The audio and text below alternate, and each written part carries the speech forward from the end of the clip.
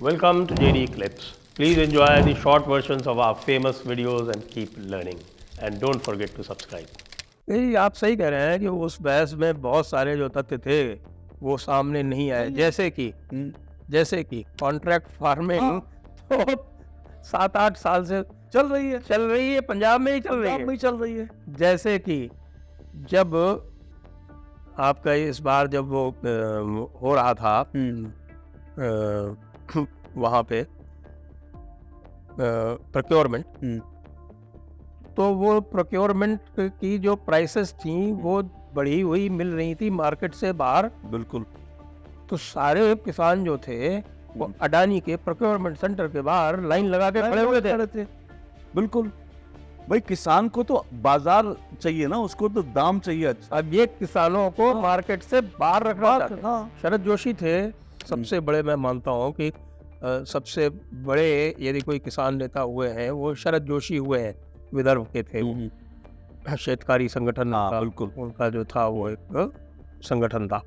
तो उनकी तो प्रमुख मांग ही यही थी कि आप हमारे और बाजार के बीच में से हट जाइए। यस, बिल्कुल। और टिकैत की भी मांग यही थी। नहीं, इसमें मैंने छापा है।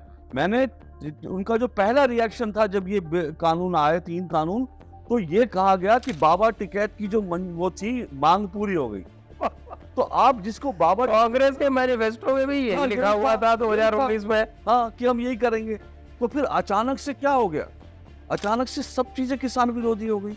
तो यही तो नैरेटिव, इसीलिए मैंने कहा सरकार भले ही कानून ले आए लेकिन सिस्टम इनका है, सिस्टम इनका लागू होने देगा नहीं होने देगा ये इस पर डिपेंड करता है। सरकार कानून बना सकती है, लागू करवाना इनके बस की बात सरकार के लिए कई बार नहीं होता, क्योंकि इनका इकोसिस्टम इतना स्ट्रांग। और दूसरा इकोसिस्टम जो मैंने इस किताब में 700 किसान मार दिए, 700 किसान मार दिए। भाई 700 किसान कौन से मरे हैं आप बताइए तो सही।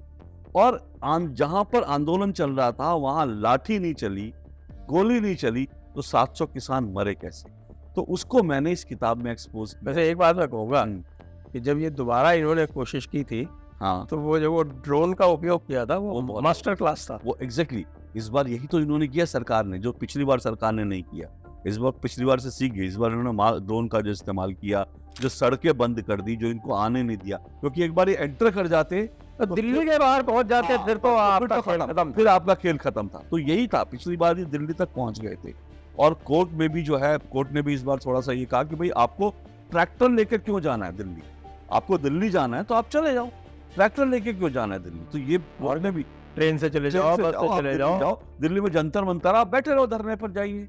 लेकिन दिल्ली में आप, मैं एक आम नागरिक हूँ, मैं दिल्ली से रोज गाजियाबाद से दिल्ली कम्यूट करता हूँ अपने ऑफिस, आप मेरा रास्ता रोक कर बैठ कर क्या मैसेज देना चाहते हो? और हम ये भूल जाते हैं, सुप्रीम कोर्ट का खुद का ये कहना है कि कोई भी सड़क किसी भी काम से एक तिहाई से ज्यादा नहीं रोक सकते आप, चाहे शादी करनी हो, जागरण करना हो, आंदोलन करना, ये सुप्रीम कोर्ट ने कहा था। उसके बावजूद आप पूरी की पूरी सड़क रोक के बैठ जाओगे और सुप्रीम कोर्ट जो है कुछ नहीं बोलेगा, तो मुझे लगता है ये गलत है। फिर 700 किसानों की जब मौत की बात आई फिर दोबारा, तो बड़ी इंटरेस्टिंग बात थी। मुझे लगता था 700 किसान कहाँ मारे जा रहे हैं, मुझे ये सवाल, क्योंकि जब हम भी डिबेट करते थे, मैं जब अपना टेलीविजन डिबेट शो करता था, तो रोज आके किसान आंदोलनकारी यही बोले 700 किसान मार दिए जी, 700। तो मैंने एक दिन उनसे कहा, मैंने कहा आपके पास 700 किसानों की लिस्ट है? उन्होंने बोला हाँ जी है। मैंने बोला मुझे वो लिस्ट चाहिए। तो एक किसान नेता ने मुझे वो लिस्ट भेज दी। अब जब मैंने वो लिस्ट देखनी शुरू करी तो मैं जैसे जैसे देखता गया मुझे लगा इससे बड़ा फ्रॉड कुछ नहीं हो सकता। ये दुनिया का सबसे बड़ा फ्रॉड है, 700 किसान की मौत हुई आंदोलन में। क्योंकि अच्छा मजे की बात है, जो आंदोलन, ये लिस्ट जो है राहुल गांधी जी ने संसद में भी रखने की कोशिश की, लेकिन पता नहीं राहुल गांधी ने पढ़ी, कांग्रेस वालों ने पढ़ी, या आंदोलन किसी ने नहीं पढ़ी होगी ये लिस्ट। क्योंकि इस लिस्ट में कम से कम 100 से ज्यादा नाम ऐसे हैं जिनके आगे मौत कैसे हुई ये नहीं लिखा, मौत कहाँ हुई ये नहीं पता, बस एक नाम लिखा है और वो उसकी डेथ नहीं हुई। और अच्छा, इनका मॉडस ऑपरेंडी क्या था? इन्होंने किसी अखबार में, किसी सोशल मीडिया प्लेटफॉर्म पर किसी पंजाब के किसी किसान के बारे में लिखा कि किसान वो उसकी डेथ हो गई, इन्होंने वहां से उठाया और अपनी लिस्ट में चेप दिया। ये इनकी मॉडस ऑपरेंडी है। इन्होंने क्या किया, इसमें इस लिस्ट में जो 700 किसान है उसमें 2 साल का बच्चा है। 2 साल का बच्चा, आप सोचिए वो कैसे 2 साल का बच्चा कौन सी किसानी कर रहा था। और वो 2 साल के बच्चे की डेथ भी कैसी हुई? रोड एक्सीडेंट में।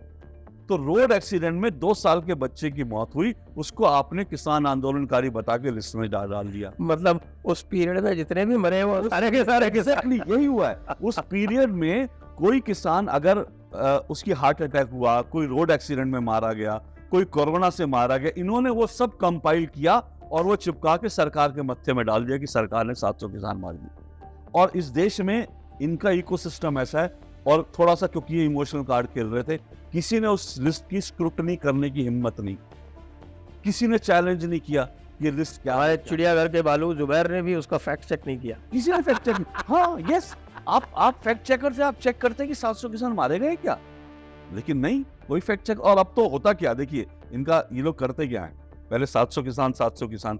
अभी मैं थोड़े दिन पहले सुन रहा था कि अखिलेश यादव ने कहा अरे इस सरकार ने तो 1000 किसानों की मौत कर, तो 700 अभी कह रहे हैं, थोड़े दिन में 1000 कहने लगेंगे, और फिर पता चला जब कभी इतिहास लिखा जाएगा 5-6 साल बाद, तो इतिहास में कोई ऐसा ही चंपू ये लिख देगा कि 1 लाख किसान मारे गए। तो मतलब झूठ बोलने में कुछ भी आप झूठ बोल लो।